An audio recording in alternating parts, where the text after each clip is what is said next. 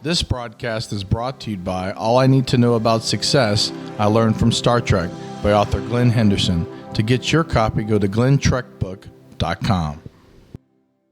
Here at San Diego Comic-Con 2024, here at the Alien Rogue Incursion panel, joined here with Alex White. Nice to meet you. Nice to meet you as well. You're the writer on this, I believe? I am the writer on this. Very cool. Tell us a little about this game. It's VR. What's we going to be expecting in this?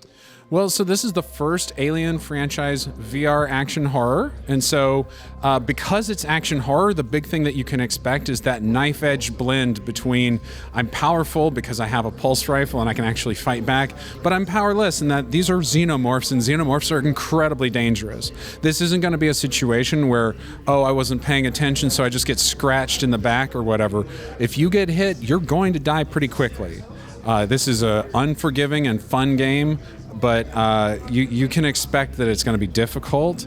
I'm sure, I don't know what the tech team has for planning around difficulties. I don't want to answer any of those questions, but what I can say is that action horror blend, that's really going to be there. Super cool. What platforms is this going to be on exactly? Sure, you can find it on PlayStation VR 2, PC VR on Steam, and then you can also find it on MetaQuest 3. And of course, if you wanted to wishlist it today, you can go to alienrogueincursion.com. alienrogueincursion.com. Thank you so much, Alex. Thank you. Joined here at San Diego Comic-Con at the Alien Rogue Incursion press room with Tate. Hello. And Eugene. No, that's a badass name. The Alien Rogue Incursion game, first starting with you as being the software engineer and the designer, I believe, right? What is the game director, the creativity of this game? How did you go about it kind of crafting this world? We had several pillars when we first started making the game. Of course, we go through lots of iterations and make sure that the pillars are solid, and that's when we're making. But one of the first things we set out to do was the Xeno is lethal, it's dangerous, danger lurks everywhere. And just using those two pillars, we set about for about a year just iterating and how does the Xenomorph behave. We spent a lot of time on essentially, how does it use an environment against you? Because it can grab a gun, it can open the elevator, but it's extremely intelligent. It's this perfect killing organism. So the system we devised, essentially, it's a simulation of its brain. It's able to traverse walls, networks of vents. It can come out of ceilings, floors. It's relentless in tracking the player, but at the same time, it's very playful. It's like a cat and mouse game. It wants to toy with its enemy. And that's kind of originated the core of the horror and action. And then, of course, there's the environment and how does it make you feel, the whole immersion level, and this is where Say what you got on that. Well, that's where we come in, and one of the things I was worried about when we started this game was that we were going to have to sort of dumb things down in the visuals so that the Xenomorph would have something to crawl on.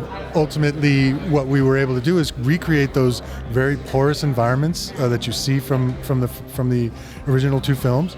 And all the greebles and all those things that we thought the Xenomorph was going to have a really hard time traversing, the engineering team did a great job in figuring out ways to make that happen. So we didn't have to dumb down the art. The art looks and feels like a environment or a world that would have happened at the same time.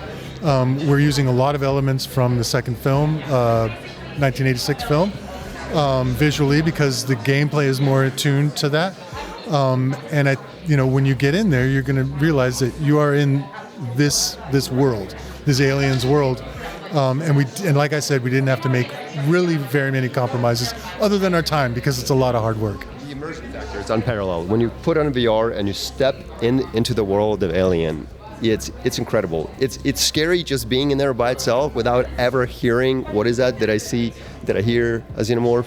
So the art team did an incredible job. It is beautiful. I gotta ask, does the little tracker thing they have in Aliens, is it gonna be in there?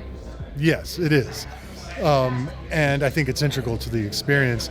In combination with other tools that we give the player, it's really a fully immersive Aliens experience. I think Eugene could probably talk more about that too. Yeah, the motion tracker is key because, as I discussed a little earlier, how the Xenomorph behaves. You don't know where it's at. It is toying with a player. Sometimes it just goes still, and it is a motion tracker. So you go beep, beep, and then nothing. And then, where is it?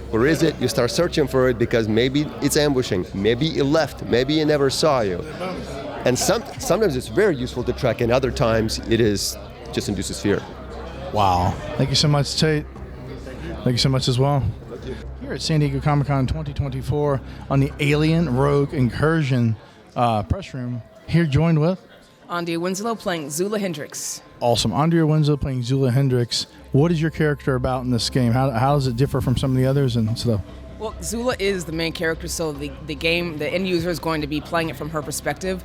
Zula is someone who is a leader. She's not acutely aware of her leadership until she's in the trenches.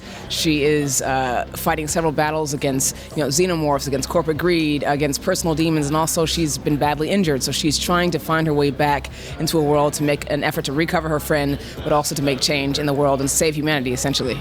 Super cool. Have you done much video game work? I mean, just like your first, or have you done, what kind of stuff is you've done before? Sure. I've done plenty of video game work, but never as the lead and never in VR. So I'm really excited to bring this character to life, to take her off the page into a personal screen, your VR screen. We're really excited about what this game is building and building a world. So we're really excited.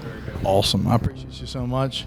Here at San Diego Comic-Con 2024 at the Alien Rogue Incursion panel, joined here with TK and Ashley. How's your day going, TK? It's going great. I love San Diego. I've been coming here since I was a teenager, and to come here with a game this special that I'm this invested in, it's awesome. It's virtual reality based. What sets this game apart from most of the other aliens in the game and sets a kind of aside in the sci-fi aspect? Well, the first and foremost thing that sets it apart from other Alien games is that it's purpose-built for VR. So we imagine this as a VR game from the start, and the idea of immersing you in the world of the Alien franchise, like we want to drop people into the movie. So the look, the atmosphere, the haptics, the sounds, all of these things are coming, the music, all of these things are coming together to create this sense of being in the world of the film. And then on top of that, you have the Xenomorph. And our Xenomorphs, we strove to make the most cunning, dangerous, scary Xenomorphs that have ever been in a game.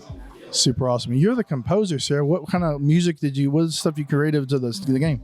Yeah, so I mean, it's been really incredible working on this project because I'm such a fan of the original iconic scores. So, in my early discussions with the Servios team and the audio lead, Chris Dang, we talked a lot about how to kind of pay tribute to those original scores while doing something new. And, we really felt that this game was an opportunity to be very experimental musically, and that the music really needed to function in a way that was symbiotic with the sound design to create a really visceral experience. So I've had a lot of fun playing with very unusual types of instruments, processing, woodwinds are kind of at the center of the score, but not in the traditional sense that you'd necessarily think. So lots of electronic processing and modern ways to create sounds that the player may sometimes mistake for an alien nearby, and so playing a lot with spatialization and things like that. It's been a lot of fun. Super cool. Just wrapping up, what is your favorite part of the game? What you excited about beyond the music? It's absolutely terrifying. When I played it for the first time, it was funny. I came into the studio and there was only a couple of people with me. And then by the end, I was screaming so much that when I took off the headset, there were a ton of people watching me. And so it's really unlike anything I've ever experienced before. It, story-wise and in terms of the immersion, it's really unique. And so I'm just thrilled to be a part of it. Awesome. Sarah, thank you so much. TK, thank you so much, man. Owen with Sci Fiction coming to you, San Diego Comic-Con 2024. Signing off.